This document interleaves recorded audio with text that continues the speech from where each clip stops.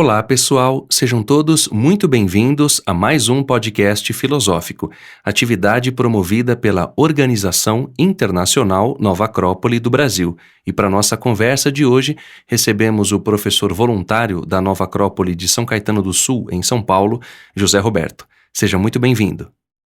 Olá, Danilo. Novamente é muito bom estar aqui contigo para compartilharmos algumas boas ideias filosóficas e juntamente com aí todas as pessoas que já há muito tempo nos acompanham. Hoje vamos falar sobre o ser humano e os seus potenciais interiores. É natural que a gente não esgote o tema, nossa ideia não é essa, e muito menos vamos trazer aqui verdades no sentido absoluto. Pelo contrário, nós vamos conversar, refletir, extrair ideias que através da sabedoria tradicional sejam úteis, práticas e, portanto, vivenciais para cada um de nós. José Roberto, quando a gente pensa em poderes interiores, e a gente até falava disso antes de iniciar a gravação, ou seja, falávamos de que talvez as pessoas pudessem entender esse tema como uma relação aos super-heróis ou super-heroínas do cinema, com capas que voam e fazem coisas mirabolantes. Na verdade, todo ser humano tem superpoderes, que são as suas virtudes, e cada natureza humana, ou seja, como ela é desenvolvida, pode justamente trazer à tona mais ou menos esses poderes. Como, por exemplo, a generosidade, a paciência, a perseverança, a constância, enfim, são poderes que todos os seres humanos têm dentro de si, mas é importante falarmos primeiro das suas distintas naturezas, das características que todo ser humano tem, para que depois a gente fale em especial desses poderes. Perfeitamente, Danilo. Inclusive, né, essa questão dos super-heróis, ela está super relacionada com a escolha desse tema e desse assunto, porque, de certa maneira, né, quando mais jovens, nós somos muito afãs dessa questão dos super-heróis, né? Atrai uma grande quantidade de jovens, seja do sexo masculino ou seja do sexo feminino, e inclusive, né, as editoras, produtores de livros, os cinegrafistas, né, os cinemas, os produtores de cinema, eles percebem essa atração do ser humano, né, pelo heroísmo, né, e por um heroísmo bastante, digamos assim, bastante evidente na questão dos superpoderes. E hoje também, essa questão dos super-heróis voltou à moda e, de certa maneira, nós poderíamos dizer aí, né, que expressa uma necessidade interior, uma necessidade mais ou menos consciente, mais ou menos inconsciente, que todo ser humano tem de ser protagonista de alguma maneira, de sentir que através da sua ação ele está contribuindo, né, para que a sociedade em que ele vive, a cidade em que ele vive seja melhor. E isso hoje é muito claro porque as nossas cidades, as nossas sociedades passam por uma série de problemas que, de certa maneira, deixam-nos de mãos amarradas. E junta-se a isso também a questão da natureza, né? A gente percebe que o ser humano, nesses últimos 100 anos, 120 anos, ele tem agredido de uma tal maneira a natureza, que até mesmo a natureza tem se, de certa maneira, buscado se reequilibrar, né? E isso tem também voltado contra a sociedade humana. E nada mais é do que uma busca de equilíbrio pela natureza que nos cerca, perfeito? Então, de certa maneira, o homem hoje, a mulher hoje, o jovem hoje, sentem que alguma coisa deveria ser feita, né? E, de certa maneira, somos constantemente pegos na decepção de perceber que aqueles que ocupam um cargo, uma posição dentro da sociedade que poderiam, talvez, estar fazendo alguma coisa, não estão tão preocupados com isso. E é interessante, Danilo, que tudo bem, hoje nos parece mais evidentes até pela maior proliferação permitida aí pelos meios de comunicação, mas nas antigas sociedades, quer nós pensemos na Europa medieval, também existiam homens, mulheres e jovens, né, com os seus próprios sonhos, os seus próprios interesses, as suas próprias necessidades de se sentirem atuando na natureza. Nas idades mais clássicas ainda, isso também era uma aspiração, né? Uma aspiração canalizada principalmente através dos semideuses. Os gregos tinham o Héracles, Hércules, né? E os romanos tinham Hércules, os gregos tinham a jovem Psique, também uma super-heroína, né? Que encantava tanto os rapazes como as moças.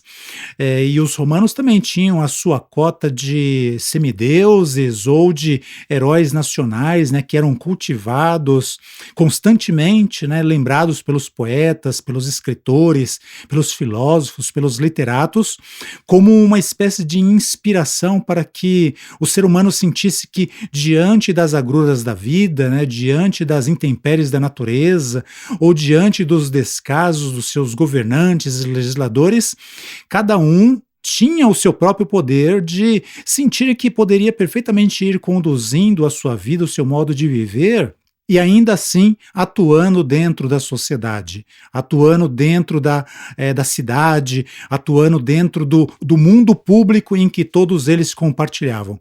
E isso que para nós hoje, né, Danilo, é uma ausência, nessas antigas sociedades era uma presença muito forte.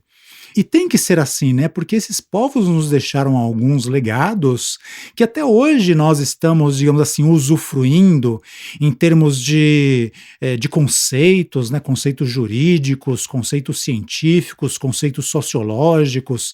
Deixaram muitas coisas em termos de conquistas, até mesmo materiais, espaciais. Deixaram muitas coisas também em termos de exemplos, né? De grandes proezas realizadas não por um indivíduo ou por um grupo de indivíduos, mas por uma ação, né, de povos de uma maneira geral, levada assim persistentemente, pacientemente no decorrer das idades. E é interessante, né, Danilo, que essas percepções desses povos, tanto de si próprios, como também do seu lugar de necessidade de reação na natureza, se faz porque eles tinham uma visão muito mais interior do que é o ser humano. Para eles, o ser humano era algo bastante complexo e que, de certa maneira, né, todo exercício de ação era uma oportunidade não só ir se enriquecendo interiormente, mas também ir canalizando essa percepção interior para que a sua vida, né, se tornasse cada vez melhor.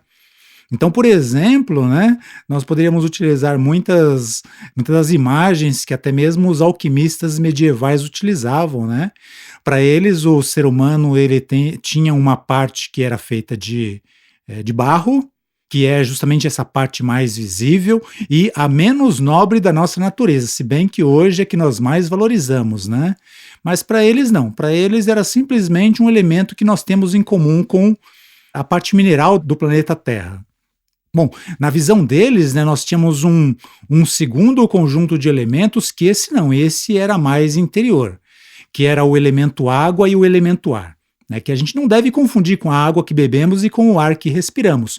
Mas era a maneira deles de se referirem a um estado, a um grau de matéria muito sutil, ou a um estado humano interior muito sutil. Né? E é interessante que essa água e esse ar, eles estavam em constante agitação. De certa maneira, nós poderíamos relacionar isso com a nossa força de vitalidade, né? Não é fácil para nós ficarmos parados, precisamos estar nos movimentando. Se o corpo, por alguma contingência ou doença, precisa ficar parado na cama por um bom tempo, precisa ser feita alguma coisa, né, para que essa vitalidade não seja alterada.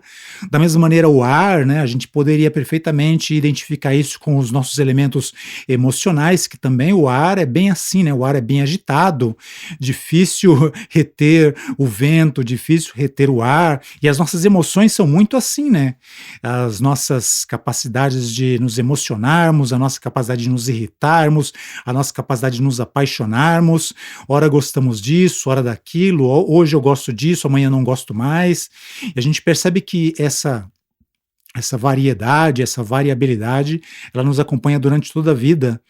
E para eles nós ainda tínhamos um terceiro ou quarto elemento aí, conforme preferirmos, né, que seria o elemento fogo, que seria, digamos assim, onde iniciaria o princípio da nossa humanidade, que a gente pode reconhecer com a nossa capacidade racional, com a nossa capacidade mental, ou seja, de desejar coisas, né, de elaborar raciocínios complexos, de irmos ao mercado, fazermos as nossas compras porque podemos fazer a comparação das coisas, diferenciar uma árvore de um cachorro, um amigo de uma pessoa que eu não sou tão afim, né?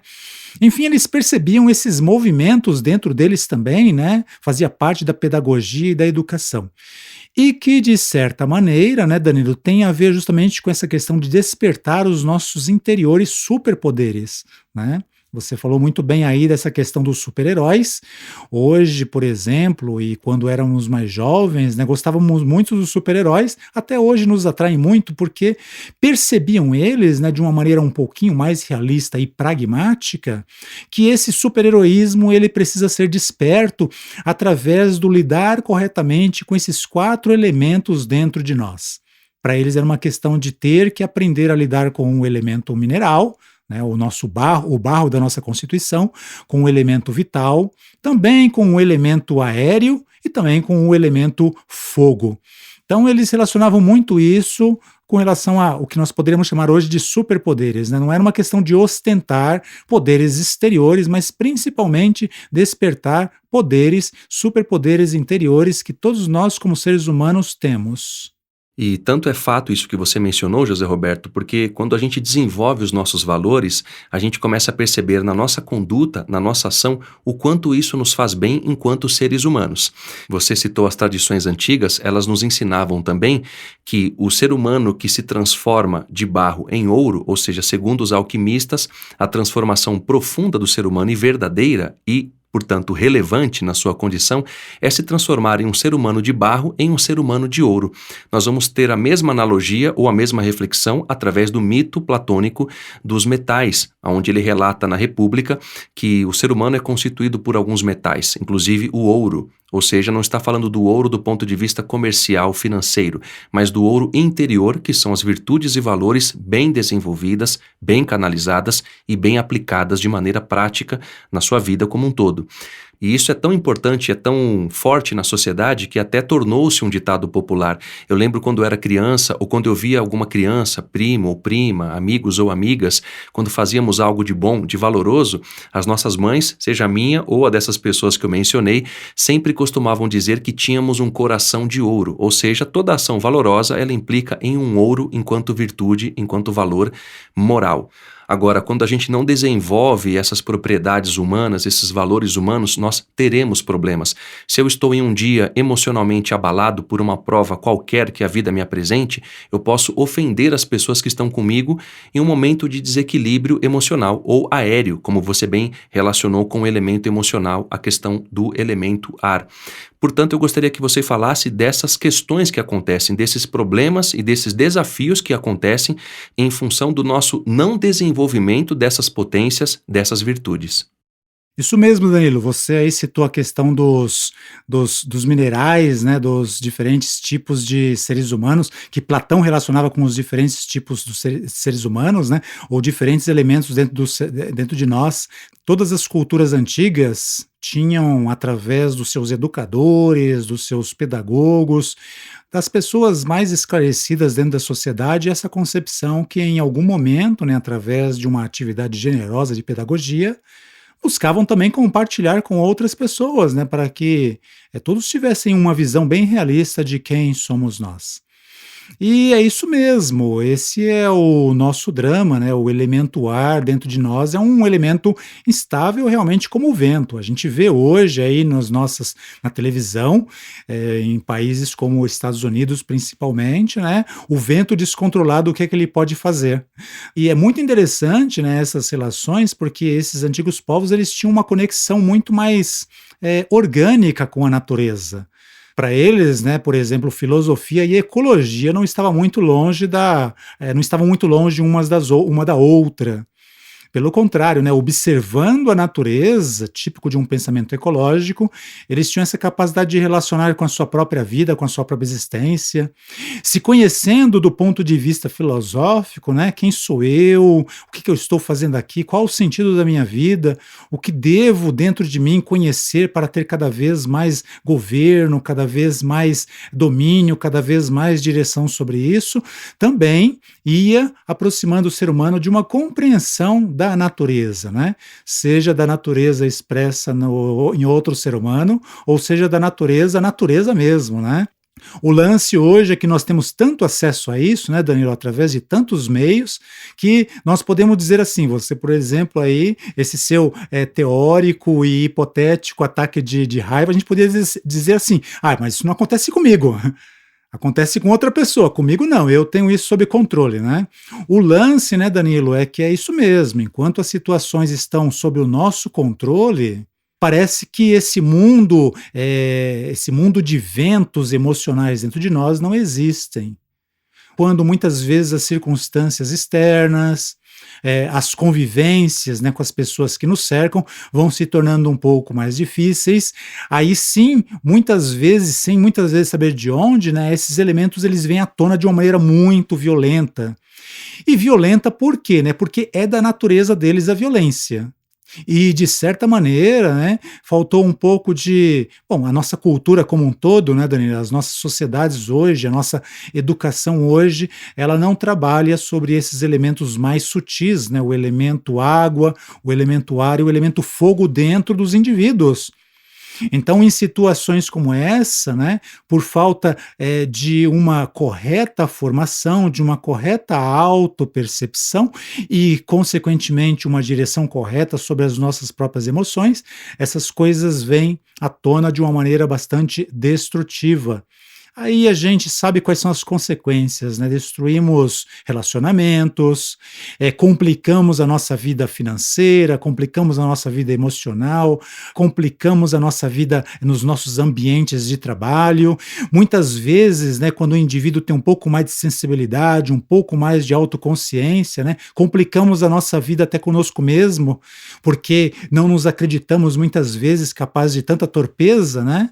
Os outros, sim, são capazes disso, né? Os corruptos, os criminosos, esses sim são pessoas que se deixam dominar por essas emoções, mas a grande maioria das pessoas não se vê capaz dessas coisas e isso muitas vezes, pelo menos algumas pessoas que têm um pouco mais de consciência, de autopercepção, de buscam algum tipo de resposta para esses fenômenos interiores, elas ficam bastante magoadas e chateadas consigo próprios, mais do que às vezes com a pessoa exterior, que lhes causou esse acesso, ou com a circunstância exterior, que lhes causou esse excesso de explosão. Então esse é um dos grandes desafios, né, Dani? E é interessante que isso está relacionado justamente com a falta de uma formação que nos permita despertar os nossos poderes interiores, as nossas virtudes e os nossos valores. Você falou dessa ideia do governo, né, José Roberto? É muito interessante porque a gente reclama de tudo, muitas das vezes. Reclamamos da falta de liderança ou da falta de coerência do dono da empresa que a gente trabalha, do nosso chefe, da nossa mãe, do nosso pai, enfim. Nós temos uma cultura hoje que reclama muito e é um hábito que a gente acaba tendo também de forma bem inconsciente. Então esse ponto é importante porque governar-se não é fácil. Ou seja, dominar o impulso, dominar a crítica que nós vamos fazer a alguém, dominar os defeitos que nós temos, porque imaginamos sempre que os defeitos são inerentes aos demais, e nós não temos. É muito curioso isso, e algo que a gente precisa refletir mais para que a gente realmente se desafie, se corrija de fato. E essa autoavaliação, ela é muito importante, José Roberto. Só um exemplo, eu estava mexendo nas minhas coisas recentemente e achei uma sacola cuja propaganda dizia travesseiro anti-estresse. Eu comecei a dar risada porque eu fiquei pensando numa pessoa ou em mim mesmo dormindo ali e acordando sem estresse. Ou seja, é como se aquele travesseiro me tirasse o estresse ou como se o suco de maracujá ou uma jarra de 10 litros, né, no nosso caso, quando estamos muito estressados, fossem resolver os problemas. As coisas não são assim. Porém, a gente acredita que Sem esforço consciencial, vamos melhorar. Eu gostaria que você falasse das principais ferramentas ou das principais virtudes que são importantes nesse sentido de autoavaliação, de autocorreção e de uma conduta melhor em função disso que eu acabei de relatar. O suco e o travesseirinho tem que fazer parte de um combo, porque por si só talvez não funcione. O legislador grego Solon, né, um antepassado de Platão, ele tinha uma frase muito interessante: aprende a governar a ti mesmo antes de pretenderdes governar os outros. Então, nós podemos dizer que há uma chave mais interior que o travesseiro, ou o suco de maracujá, né, Danilo? Ou o remédio calmante, é isso, né? É autoconhecimento. Como já diziam muitos dos filósofos que nós estudamos aí nos nossos cursos de filosofia, aqui aprender a se conhecer.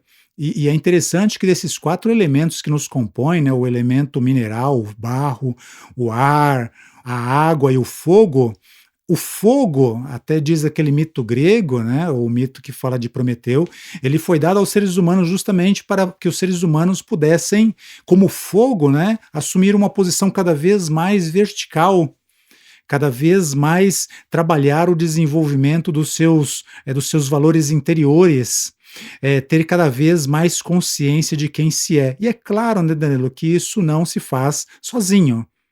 E é claro que, infelizmente, hoje, né, nós não podemos simplesmente depender da enxurrada de informações ou da enxurrada de material, feita muitas vezes com boa vontade para permitir às pessoas esse autoconhecimento e o seu, consequentemente, autodomínio. Faz parte, com certeza, isso já insufla um pouco o pensamento e a aspiração dos idealistas, mas também não dá para ficar só nisso, né? Senão vai juntar 3 ferramentas: o travesseiro aí que você mencionou, o suco de maracujá e a literatura erudita, né, para que a pessoa possa autoajudar. É muito interessante, né, Danilo? Tem uma historinha oriental bastante singela, mas que também me toca bastante, e que fala de um mestre, né, que ele tinha 2 discípulos e um dos discípulos estava em casa. E o discípulo chegou para o mestre, né, viu que ali que o mestre estava tranquilo, depois de tanto trabalhar, foi até a cozinha, né, separou lá umas bolachinhas, fez um chá lá que o mestre gostava e voltou para oferecer ao mestre, né. Aí ficaram os 2 lá, comendo um biscoito, bebendo chá e conversando. Nisso chega um segundo discípulo e pergunta: o que vocês estão fazendo? E o mestre responde: nós estamos aqui exercitando os nossos poderes interiores. Aí o discípulo imediatamente, né, ele entende o que está acontecendo, ele vai até a despensa, pega uma bacia de água, pega alguns panos, volta e, percebendo que os pés do mestre estão sujos, né, ele vai lá e esfrega os pés do mestre, né, e com um pouco mais de água e outra bacia também limpa as mãos do mestre, né. Aí ele se senta lá e começa a comer biscoito e conversar com com o seu companheiro, né, e com o seu mestre.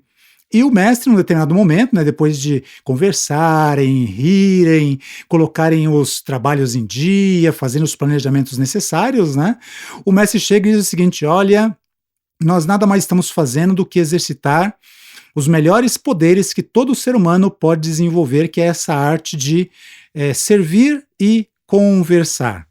E ele ainda rematou: nem os discípulos de Buda seriam capazes de exercitar isso da maneira como nós estamos fazendo.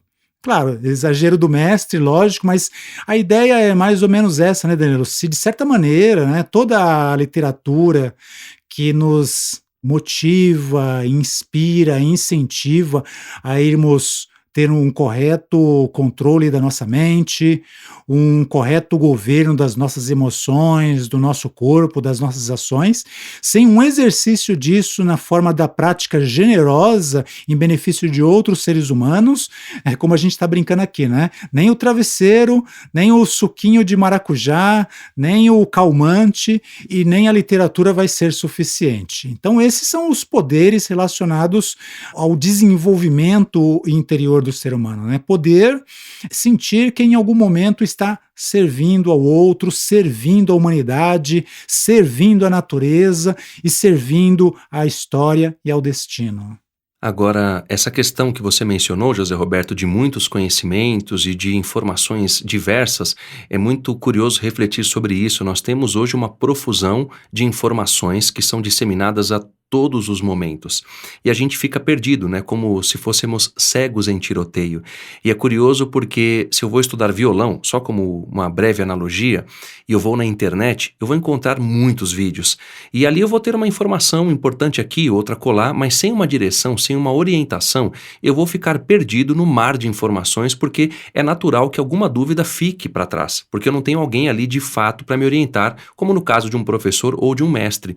Eu gostaria que você falasse da importância de seguir ou de ouvir esses conselhos dos sábios e sábias de todos os tempos, porque através deles a gente consegue, sem sombra de dúvida, termos uma conduta e melhores resoluções, atitudes mais assertivas. Então, gostaria que você falasse desse processo e da importância de uma compreensão maior sobre isso.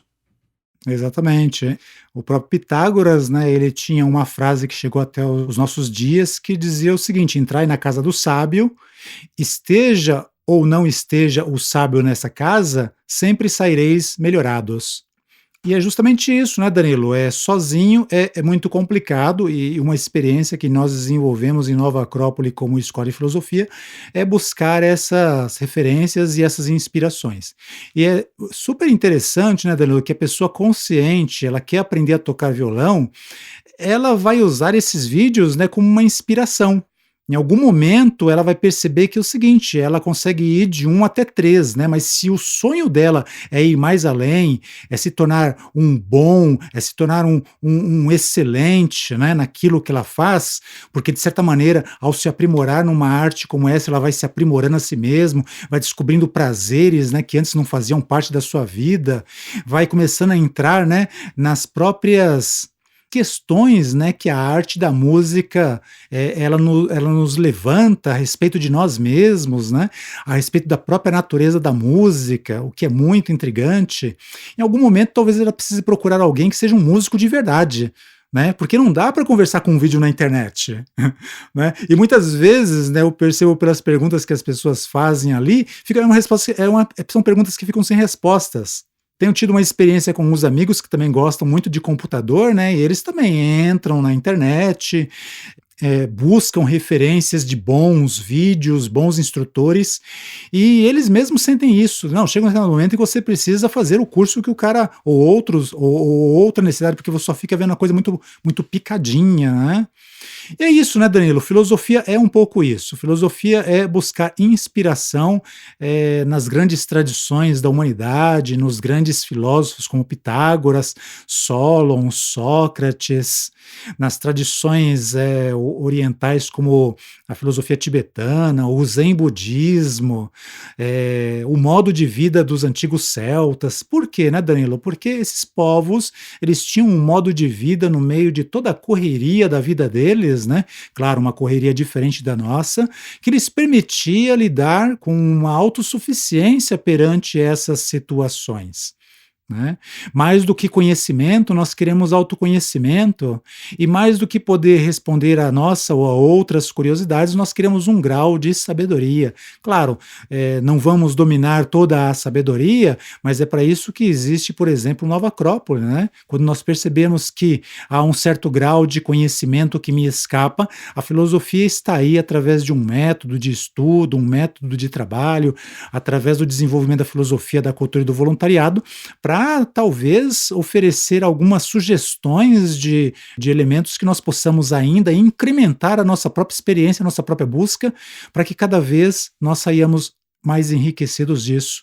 E possamos talvez em algum momento, né, se somos idealistas o suficientes, sonhar como esse mestre, esses dois discípulos, né, sonhavam que o ser humano só nasce, só desperta realmente as suas virtudes de justiça, de humanidade, de amor e de carinho quando ele aprende, de certa maneira, a ser cada vez mais fraterno e mais humano. Agora, para encerrarmos esse nosso podcast, eu gostaria que você, além de tudo que já trouxe, falasse um pouco mais dos pontos importantes ou de uma maneira sintética sobre os principais aspectos que você pode trazer nesse sentido para que encerrássemos então essa nossa conversa de hoje. Sim, Danilo, o ser humano é um ser de distintas naturezas interiores, né? E essas naturezas nem sempre estão em acordo consigo próprias. E, de certa maneira, o que nós poderíamos adquirir como uma grande arma da sabedoria, estudando esses grandes filósofos, essas grandes tradições, é nos conhecermos e conhecermos cada uma da natureza desses elementos, para que nós possamos aplicar cada vez mais o nosso melhor, tanto no conhecimento de nós mesmos, como também, de certa maneira, na aplicação disso na sociedade que a gente sente que está necessitando.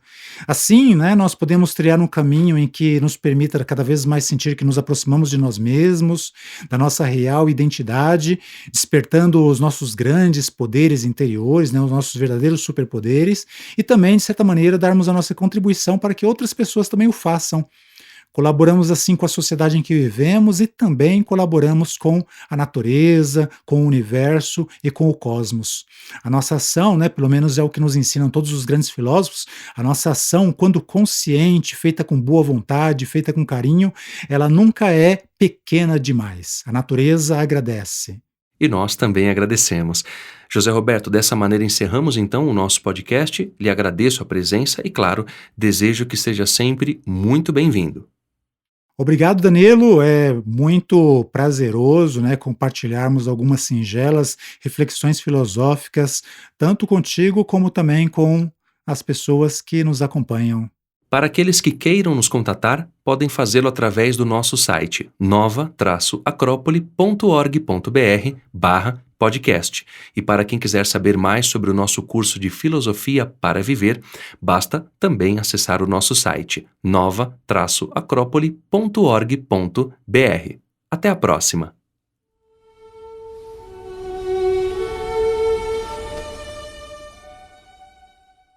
A trilha deste podcast é de autoria de Wolfgang Amadeus Mozart e chama-se Concerto para Violino número 3, K216, Adagio.